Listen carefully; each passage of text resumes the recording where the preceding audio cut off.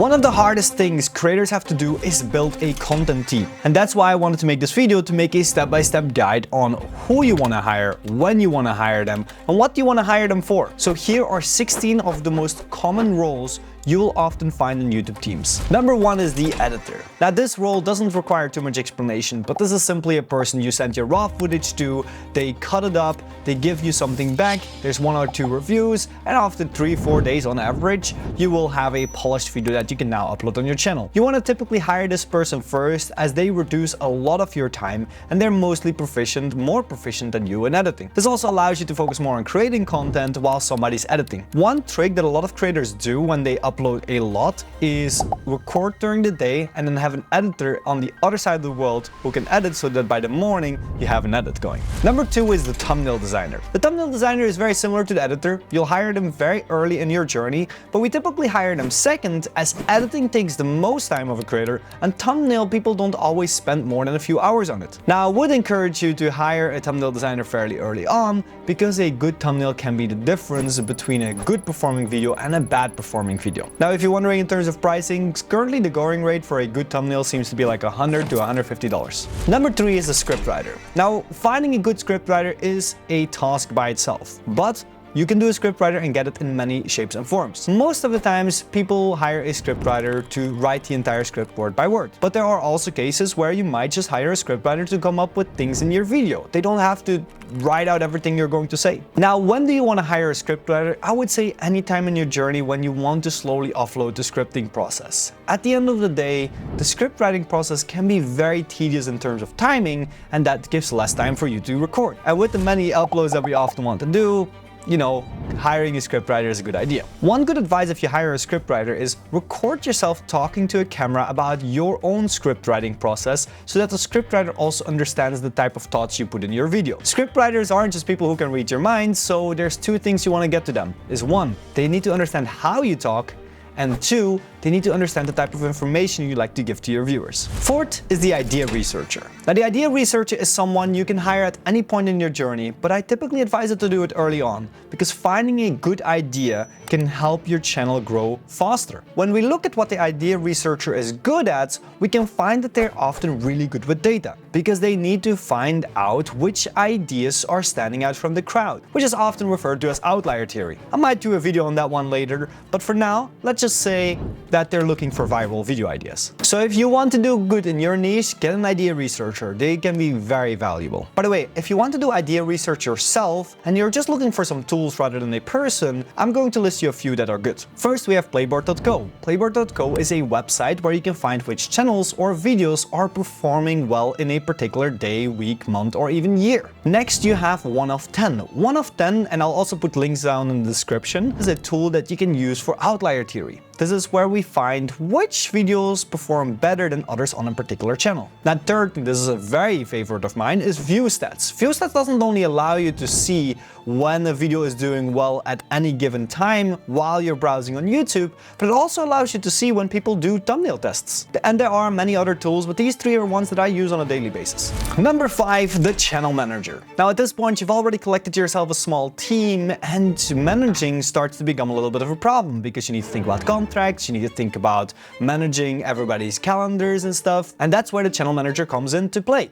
The channel manager is somebody who focuses on organizing everything with the other people. They sometimes even are the ones uploading the footage, checking the footage, making sure everybody gets the right footage, talking to the editors, and so on. The channel manager is a role that you will hire fairly early on, because you don't want to be stuck managing people, you want to continue to make content. Number 6 is the strategist. Now this role is going to be very difficult to hire for, because there are only a very few people who are really good at this in this industry, but if you happen to come by somebody, or you can train somebody to become a strategist, they can make a huge difference in your growth. The strategist is someone who has a lot of knowledge on either specific parts of content creation or on a lot of parts of content creation. While you're making content, they are researching new ways to reach new audiences or optimize for your own audience. Their role is to optimize as well as find new opportunities with your content that might not be related to idea ideas might be, they might be looking at your thumbnails to see where things can improve, or even with retention, which is what I used to do, by looking at the specific things that your audience doesn't like or the specific things that your audience does like. Now, since I'm also a strategist for some of the largest channels, I want to give you some advice to look out for when you hire a strategist. Make sure that whoever you work with, you trust them fully. A lot of times you'll find that a strategist will tell you things that you don't really believe in, but if you can trust them and you know that they came from a place of data and research, at that point you can really do wonders for your own content. Lastly, make sure they're not trying to sell you on increasing CTR and AVD, because a lot of that is a little bit of bullshit. And I made a video on that one explaining why those metrics aren't that good. So make sure to find a strategist that is going to talk about views and improving the quality of your content. Number 7 is the camera operator. I don't think this one needs an explanation, but it's just the guy holding your camera. Now, there is a difference between a good cameraman and a bad cameraman, and this is what I do want to talk about. The difference between a bad, a good, or a great cameraman is often their knowledge about camera techniques, way of framing your shots, even color correction, and just overall have a great understanding about what makes for a great shot. You'd be surprised, but a great cameraman can completely change the way that your content works. So at the beginning of your content journey, you might want to get your friend or something to film you, but as you build your team, getting a dedicated cameraman could make a world of a difference. Number 8 is the producer. Now, the producer comes in all shapes and sizes, because the producer is simply a problem solver. Now, simply a problem solver would be an understatement, because they are really good at this. And a lot of times they can make a huge difference whether your shoot even happens or not. If you need a good set location, who's going to be responsible? You can do that, or you have a producer to make sure that that set location that you're envisioning is actually happening. If you need some permits, they could call around and make sure that those permits are there. Or if you simply need some items, they could make sure that you have the right items and that they are there when you're filming. Now, the difference between a good and a great producer is day and night. I've worked with some of the best producers in the world, and they could create things within a week that would shock you. But I've also worked with some really bad ones where it takes 5 months to even get a single thing off the ground. So overall, make sure that you have somebody who's really good at solving problems, really inventive, they understand the vision that you have with your channel, and most importantly, they actually get shit done. Number 9, the creative director. Now let's get to the more specific roles, and these are typically for the larger or the more successful creators. First, we have the creative director. The creative director is very similar to a strategist. They need to be extremely knowledgeable because they are constantly advising you on what to do. But the difference between a strategist is that the creative director is on site, trying to direct you during shoot, trying to make moves live happen, and they're really overseeing things hands-on, while the strategist is more like a strategic person who looks at things, analyzes, and then gives you advice. So if you're wondering about the two differences, creative director, hands-on, strategist, more like a laid-back position. Now, while I love to give praise to our strategist, I gotta be honest, in my opinion, the creative director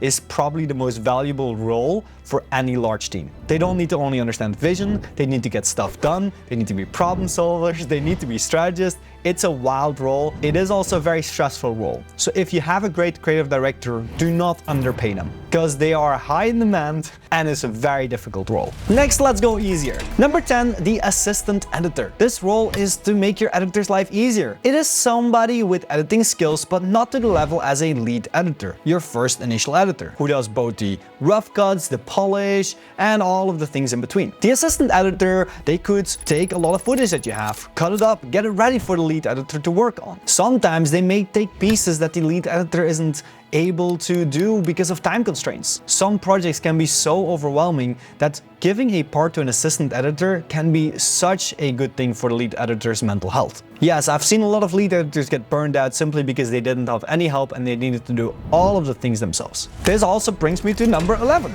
The VFX editor. Now, the assistant editor is often there to take away some of the grunt work, like cutting up footage and stuff. The lead editor is there for polish, but certain things require expertise, and these are off to your VFX.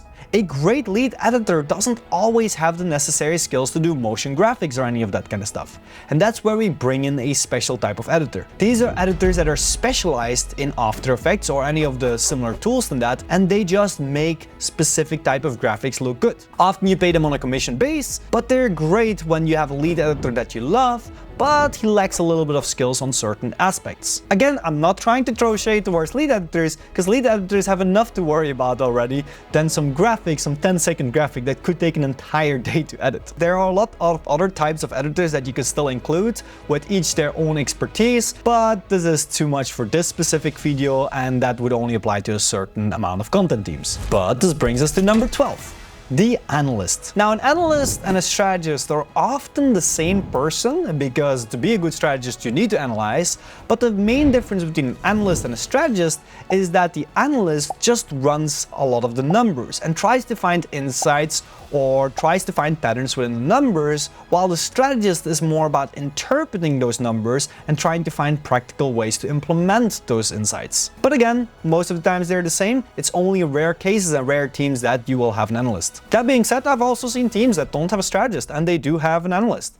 because they just want to see the numbers. They want to see day by day which fields are performing, which are not, and not necessarily have somebody tell them what they should do with those insights. Number 13, and this is my favorite, it's the content reviewer. This next role is very unique, but this is a person that is solely responsible for leaving notes at the end of an edit. So once the editor has made his edit and is kind of at a stage where it's really good, this person now leaves notes on tools such as frame.io. Another tool, because I don't just want to send people to frame.io, is also SyncSketch. It serves a similar purpose as Frame. Now, what this person is really good at is, this person, the more knowledgeable they are, similar to the strategist, the better they are. This person is simply there to make sure that the editor didn't miss anything or to give new insights. Often editors are too busy looking at the content that they can't really see all the mistakes anymore. And that's where the content reviewer excels in.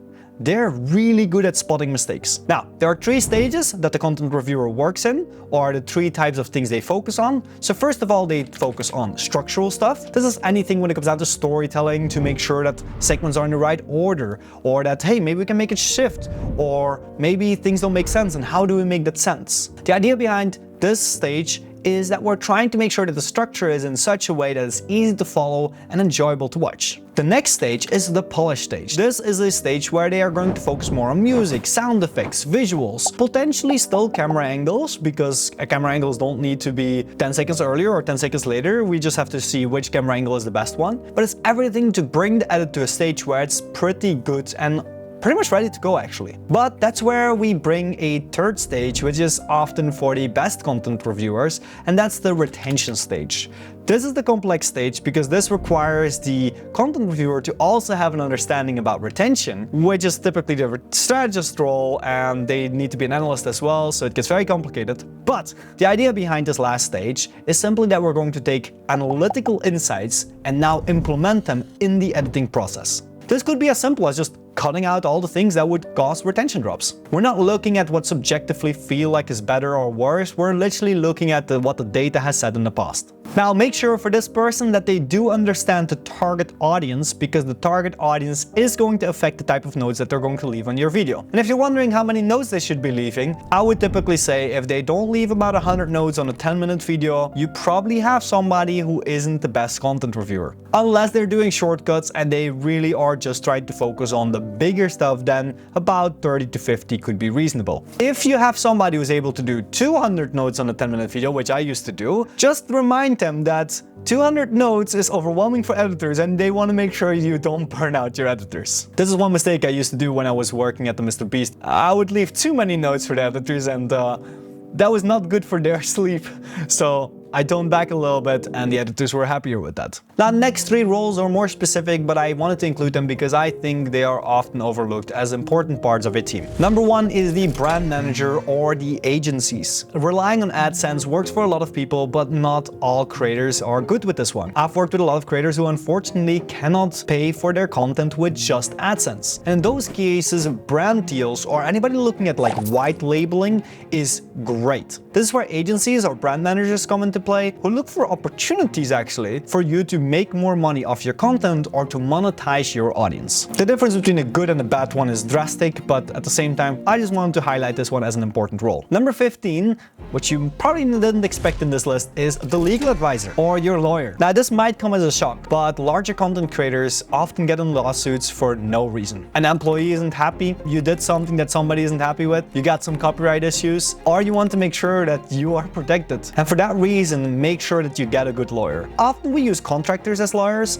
but at the largest teams, some people hire lawyers within their team. And it makes complete sense because there are some ridiculous lawsuits out there. At the end of the day, you are public and it takes one person to be annoying and not do what you want to do, and you're kind of screwed with a lawsuit. Now, you don't have to overpay for a lawyer. Typically just find somebody who you can contact in case something goes wrong. And last but not least, and I think this is one of the most overlooked ones, is the personal assistant. Yes, as a creator, you are very busy. Having a personal assistant who can make sure that everything is happening and that, you make the right connections and you put your time in the right places is a great thing. Personal assistants, they can be remote, they can be on site, but their whole goal is simply to make your life easier. And those are 16 roles you'll probably eventually end up hiring as you grow your content team. Again, if you're wondering how large your team should be, I've seen large creators with 2 to 5 people. I've seen large creators, and this is kind of the average, between 10 to 15 people. And the exception is only 100 people plus, but that's really the exception. This is often when people go into venturing. I hope you liked this video, and if you're curious on more YouTube advice or anything YouTube related, then I will put some end screens up that